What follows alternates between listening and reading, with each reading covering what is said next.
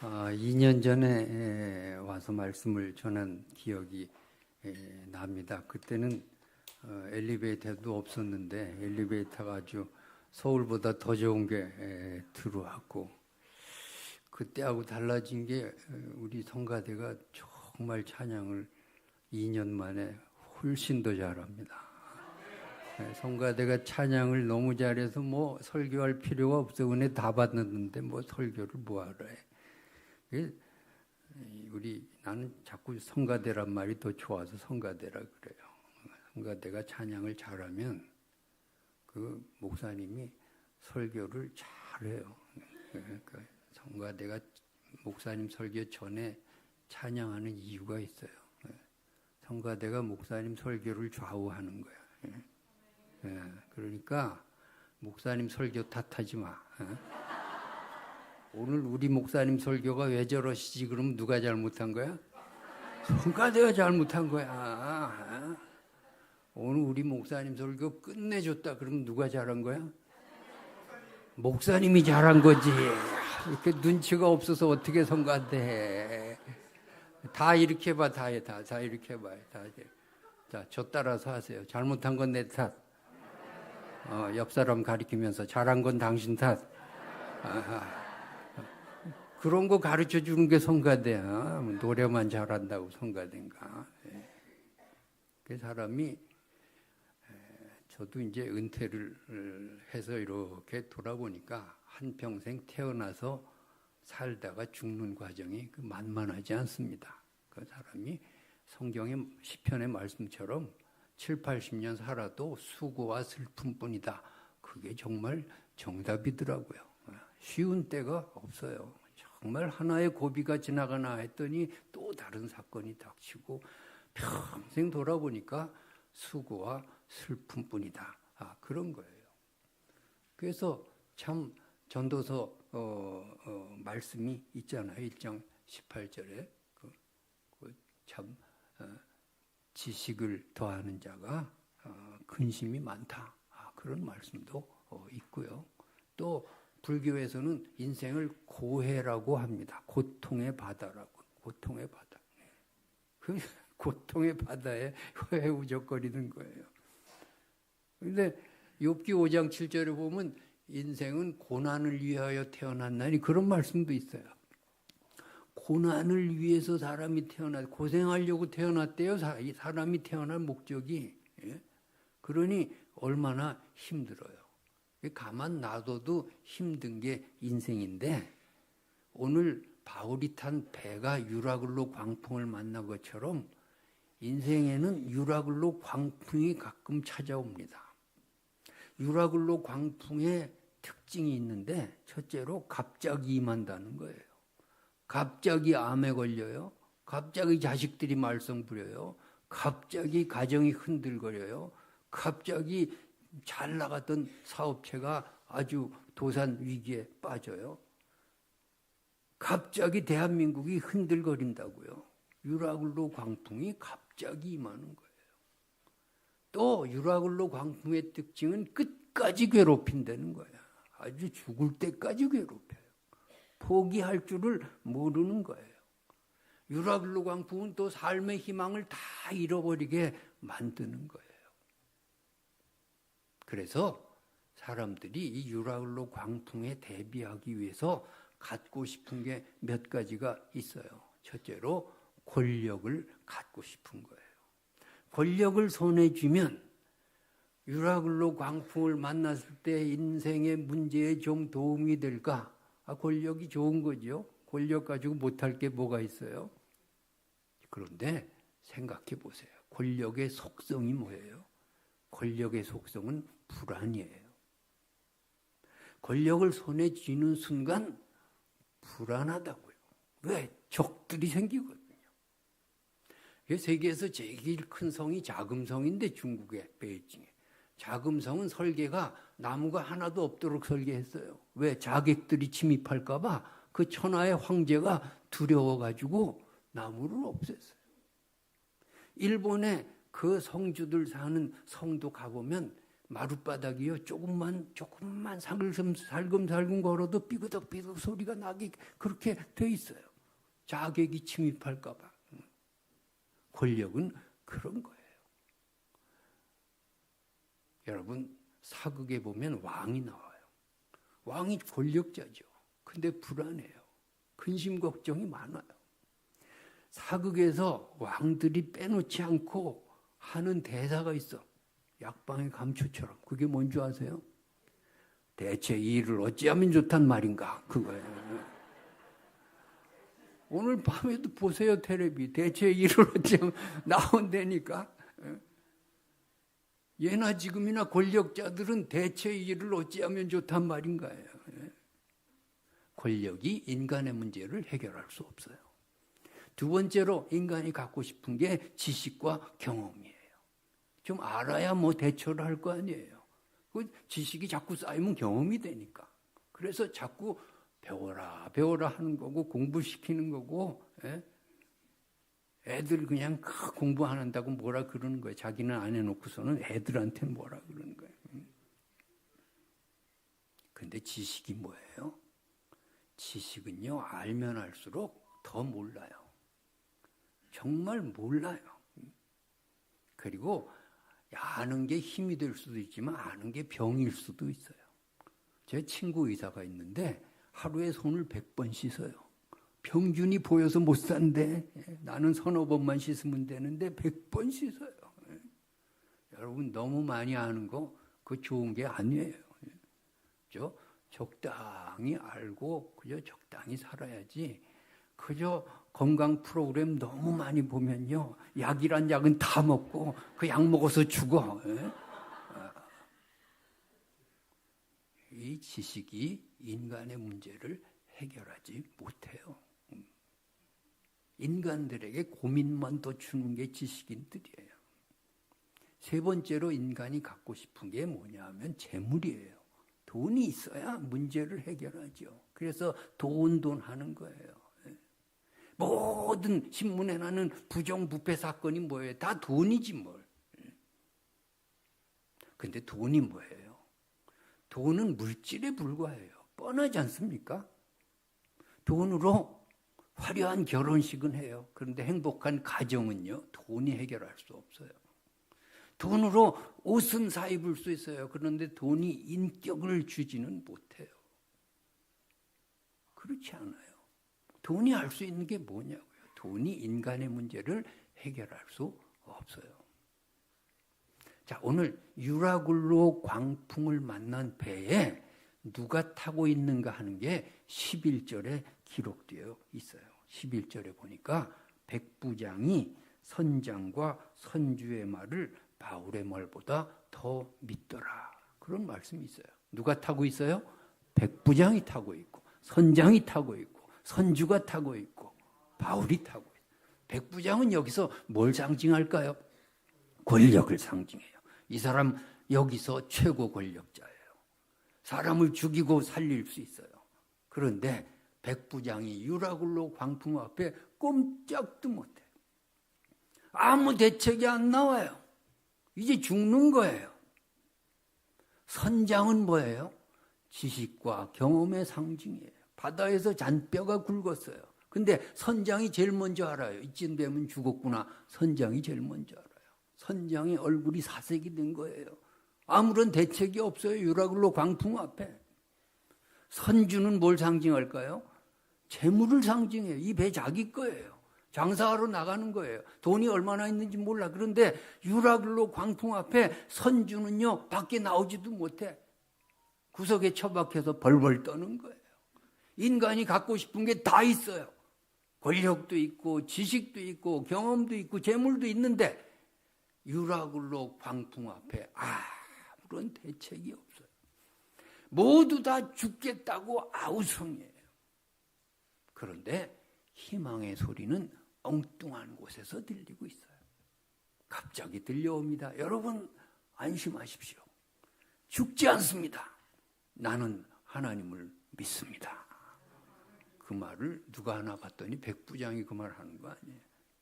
이 희망의 메시지가 권력에서 나오는 게 아니에요. 그 말을 누가 하나 봤더니 선장과 선주의 입에서 나오는 게 아니에요. 지식에서 희망이 창출되지 않아요. 재물이 희망을 가져다 주지 않는 거예요. 누가 그 말 하나 봤더니 죄수의 몸으로 로마로 압송되어가는 믿음의 사람 바울이 외치고 있어요. 여러분, 바울은 제일 불쌍한 사람이에요. 권력이 있어요. 무슨 뭐가 있어요. 아무것도 없어요. 믿음만 있어요. 근데 믿음에서 희망이 나오고 있어요. 믿음에서 희망이 창출되고 있어요. 믿음의 사람의 입에서 안심하라는 희망의 메시지가 나오는 거예요. 우리 25년도 노영중앙교회 어떤 교회가 돼야 되겠습니까? 여기에 국회의원이 나와야 좋을까요? 무슨 어떤 직함 번쩍한 사람이 여기 앉아야 우리가 좀 자부심을 느낄까요? 여기 대단한 석학이 등록해야지 우리 교회가 좀 빛날까요? 여기 돈 많은 재벌이 출석해야 그래야 노영중앙교회가 가치가 있을까요? 우리가 이 도탄에 빠진 한국 교회와 한국 사회와 이 민족을 향해서 안심하라, 죽지 않는다, 하나님을 믿으라고 외칠 수 있는 근거가 뭐예요? 돈이에요? 지식이에요? 권력이에요? 우리 노영중앙교회 25년도 믿음의 교회가 되기를 소망합니다. 우리가 모든 믿음이 충만하여서 이 민족을 향해서 안심하십시오, 죽지 않습니다, 망하지 않습니다 외치는 교회 되기를 바랍니다. 한국교회 너무 부패하고 너무 나락으로 떨어지고 대책이 없어요. 우리 노영중앙교회가 믿음의 교회가 되어서 한국교회를 향해 안심하라, 하나님을 믿으라고 외치는 교회 되기를 바랍니다. 우리 교회가 여의도 순복음교회처럼 되겠어요? 그거는 서울의 교회들이 하라 그러세요. 우리 교회 자랑거리가 뭐냐고요? 믿음으로 이 제주의 희망을 선포하고, 믿음으로 대한민국 교회의 희망을 선포하고, 믿음으로 이 민족을 살려내는 교회 되기를 바랍니다. 죄수의 몸으로 가장 불쌍한 사도 바울이 어떻게 이렇게 희망의 메시지를 외칠 수 있을까요? 그도 배울 만큼 배웠어요. 이쯤 되면 죽는다는 거 알아, 바울도. 그런데 어떻게 이 희망의 메시지를 바울이 외치냐고요. 그 근거는 뭐냐고요. 그 근거가 23절부터 24절에 나와 있습니다. 어젯밤에 내가 섬기는 하나님의 사자가 내게 나타났습니다. 그리고 이렇게 말씀하셨습니다. 바울아, 안심하라. 내가 가이사 앞에 서야 하겠고, 가이사 로마 황제 앞에 서서 네가 할 일이 있어서 지금 죽을 수 없다는 거예요. 이게 뭐예요? 이게 사명감이에요. 내가 할 일이 있으면 난 죽을 수 없어요. 하나님이 내게 어떤 일을 맡기셨는데 내가 지금 여기서 죽을 수 없다고요. 내가 여기서 망하지 않는 거예요. 내가 낙심할 이유가 없는 거예요. 환경으로는 모든 게 낙심천만이죠. 죽음이 눈앞에 있어요. 다 망했어요. 그런데 하나님이 말씀하셨잖아요. 네가 가이사 앞에 서야 하겠고. 여러분, 무슨 음성을 듣고 25년도 시작했습니까? 여러분 각자에게 하나님은 어떤 사명을 주셨습니까? 아무개야, 아무개 목사야, 아무개 장로야, 아무개 권사야, 아무개 집사야. 내가 올해 나를 위해 무엇을 해야 한다? 안심하라. 너는 죽지 않는다. 그런 음성 들으셨습니까? 오늘 하나님 앞에 예배드리며 우리는 어떤 음성을 들어야 할까요? 하나님, 제가 올해 주님을 위해 무엇을 해야 할까요? 사명을 달라고 기도하시기 바랍니다. 사명을 찾으시기 바랍니다. 여러분, 망하지 않습니다. 죽지 않습니다. 낙심할 이유가 없습니다. 바울은 질병투성이었어요. 얼마나 가시가 괴롭혔으면 3번이나 기도했어요. 유대인들은 3번 이상 기도 못합니다. 마지막까지 기도했는데 얼마나 질병과 이런 고난이 많았겠어요. 그런데 희망을 외치지 않아요.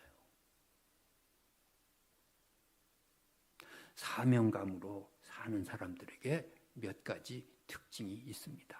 첫째로 끝까지 포기하지 않는 거예요.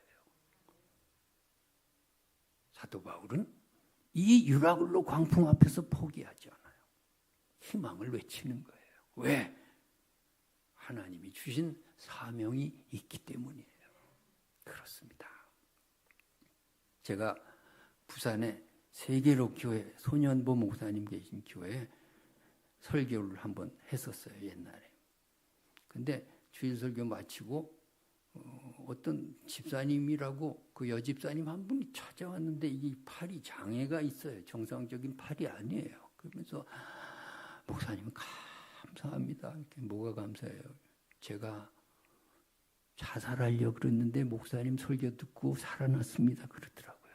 그게 사초지종 얘기를 들어보니까 남편하고도 사이가 안 좋고 자식들 속썩이고 몸에 장애가 있고 그냥 가난한 집에서 태어나가지고 배우지도 못했고 한평생 이게 뭔가 할 생각이 들어가지고 이제 죽으려고 하나님 나 죽습니다. 그 자살할 약봉지를 들고 하나님 예배 마친 다음에 나 죽겠습니다. 그러고 왔는데 내가 그날따라 소리가 커졌어. 여러분 왜 자살하냐고 죽지 말라고 하나님이 살아계신다고 막 그랬더니요. 그게 자기한테 하나님이 하신 말씀으로 들려왔대요. 그래가지고 회개하고 약봉지 쓰레기통에 버리고 날 찾아왔어요.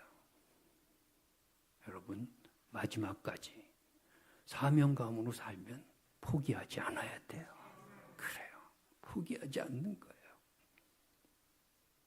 두 번째로 사명감으로 사는 사람은 실패를 인정하지 않아요. 뭐 실패투성이죠. 그러나 실패가 아니에요. 하나님의 사명 안에서 하나님의 말씀 안에서 내가 오늘의 인생의 모든 문제를 재해석할 수 있는 게 믿음이에요. 여러분 요셉이요 사명을 받는 거예요. 꿈을 꾼 거예요. 그건 하나님이 요셉에게 주신 인생의 사명이죠. 그런데 요셉이 어떻게 돼요? 노예로 팔려가요. 노예로. 몇 개월을 노예 생활을 해요. 여러분 실패입니까? 과정입니까? 총리가 되는 과정이에요. 사명이 없으면 이건 실패죠. 이건 죽는 거죠. 죽기만 못한 거죠. 그런데 하나님이 보여주신 꿈, 하나님이 보여준 사명 말이에요. 그 안에서 이 고난을 생각하니까 하나님의 꿈은, 하나님이 주신 사명은 없어지지 않는 거예요. 그럼 이게 뭘까? 지금 고난이 있어도 이건 과정이에요. 에디슨이 전구를 2000번 실험해가지고서 그래서 성공했다 그러냐, 이 전구. 사람들이 다 에디슨이 2000번 실패 끝에 성공했다 그러는데 에디슨은 그렇게 나는 실패한 적이 없다. 나는 2000번의 과정을 통해서 성공했다. 내게 닥친 고난을 실패로 보느냐 과정으로 보느냐는 중요해요. 요셉은 실패로 인정하지 않아요. 과정이에요. 그래서 노예 생활 중에도 성실하게 살았어요. 그러니까 애굽에 가서 보디발 장군이 쓸만한 청년 없냐 그랬더니 바로 발탁이 되잖아요. 그 뭐 형편없이 살았으면 천거하겠어요. 목이 달아날 텐데. 모범생이니까 천거한 거죠. 그 고난의 시절에 왜 모범생으로 살았을까요? 하나님으로부터의 사명을 생각하고 이건 과정이다, 실패가 아니다 그러고 산 거죠. 그런데 감옥에 또 가잖아요. 실패입니까? 과정입니까? 총리 될 날이 얼마 안 남았어요. 그래서 감옥에서도 성실하게 사니까 고관대작이 꿈 해석해달라고 오는 거잖아요. 엉망으로 살았으면 누가 상담해요? 하나님의 꿈은 이루어지고 하나님의 사명은 이루어지고 말 것이에요. 사도 바울은 가이사 앞에 가서 복음 전하는 거예요. 유라굴로 광풍이 있건 말건 상관없어요. 여러분 오늘 내 인생에 유라굴로 광풍이 찾아왔다 하더라도 낙심하지 마시기 바랍니다. 하나님이 여러분에게 예수 믿을 때, 직분을 받을 때, 올 첫 시간에, 송구향신 예배 시간에 어떤 말씀을 주셨나요? 어떤 사명을 주셨나요? 그 말씀 붙들고 실패 아니에요. 과정으로 생각하고 이겨나가시기 바랍니다. 그게 사명감으로 사는 사람들이에요. 세 번째로 사명감에 사는 사람은 고난 속에서도 열정을 잃지 않는 사람이에요. 사도 바울, 지금 밥도 못 먹고 기진맥진하고 잠도 못 잤는데 여러 날 동안 고생했다 그러잖아요. 그런데 열정이 있어요. 외치는 거예요. 큰 소리로, 풍랑을 이기는 큰 소리로 외치는 거예요. 왜? 하나님의 사명이잖아요. 외치는 게 사명이잖아요. 여러분 안심하십시오. 죽지 않습니다. 우리는 고난을 만나면 다 주저앉아가지고 아무것도 못해. 뭐 병 하나 들었다고 다 포기해. 장로교 처음 시작한 칼빈, 걸어다니는 종합병원이에요. 종합병원. 우리 목사님도 좀 종합병원 비슷하게 닮아가려고 그러는 거 아니에요. 그래도요, 칼빈이 책 평생 읽어도 못 쓸 책을 다 쓰고요, 복음 전하고요, 설교하고 그렇게 살았어요. 정약용이라고 조선시대 최고의 학자가 있잖아요. 이 사람 잘 나갔다가 그냥 모함을 당해가지고 귀양을, 강진으로 유배돼가지고 귀양을 다녀. 평생 귀양, 평생. 그럼 낙심해야 되는데 그건 천주교 신자야. 하나님이 왜 나를 여기 보내셨나? 이 고난은 뭔가? 여기서 내가 할 일이 뭐지? 그는 열정을 가지고 관직에 있을 때 쓰지 못한 책을 쓰기 시작하는데 600권의 책을 썼다고 그러잖아요. 고난이 있었기에 오늘날의 정약용이 된 거예요. 여러분, 고난 속에서도 할 일은 있습니다. 질병 속에서도 내가 해야 될 일은 마땅히 할 수 있습니다. 나를 가로막는 장애물은 많지만 하나님의 사명은 포기할 수 없는 거예요. 고난 속에서도 열정을 가지고 달려가는 신년도가 되시기 바랍니다. 사명감으로 사는 사람들은 네 번째로 약함을 기회로 그렇게 선용할 줄 아는 사람이에요. 내가 약함이 있어요. 사도 바울 죄수예요. 누가 외치면은 손가락질할 지금 형편에 있어요. 그러나 약함을 기회로 알아요. 여러분, 돈 많은 부자가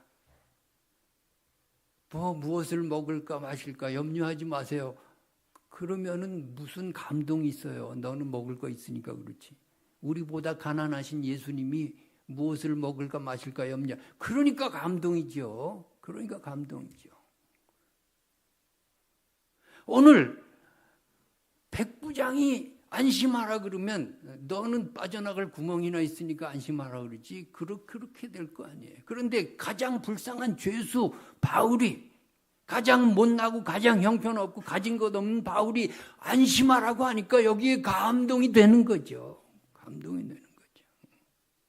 아이, 우리가 뭘 해? 이 제주도에서 서울교회나 하지. 아니에요. 여기서 대한민국을 향해, 교회를 향해 안심하라. 죽지 않는다. 그게 감동이에요. 그게 감동의 물결을 일으킬 거예요. 송명희 시인, 지체장애자, 정신장애자 송명희 시인. 공평하신 하나님, 남이 갖지 못한 건 내게 주셨. 그러니까 그게 찬송이 되고 감동이 된 거죠. 정상적인 사람이 그 말하면 무슨 감동이 돼요. 우리에게 다 핸디캡이 있어요.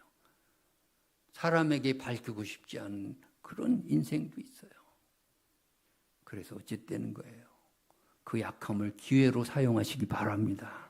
그 약함 때문에 하나님은 나를 사용하셨어요. 내가 광주 제일교회 있을 때 권사님 한 분이 아들이 군에 가가지고 머리를 다쳐가지고선 그냥 식물인간으로 한 10년 살다가 죽었어요. 보건병원에 갈 때마다 내가 참 어떻게 말을 못해. 무슨 말로 위로가 안 되는 거예요. 그 결국은 죽어요. 그 장례 예배에 내가 설교할 거리가 없어. 어떻게 설교를 해요? 무슨 설교를 했는지도 몰라. 근데 그 권사님이 처손을 붙잡고, 목사님, 내가 아들 죽은 것은 참 한스럽지만 하나님께 사명을 받았습니다. 그러시더라고요. 이제부터 군에서 다쳐서 마음 아파하고 죽은 사람들 내가 전도하겠습니다. 하나님이 그 사명 주시려고 나한테 이런 고난을 주셨나 봅니다. 아, 그러시는데요. 야, 내가 감동받았어요.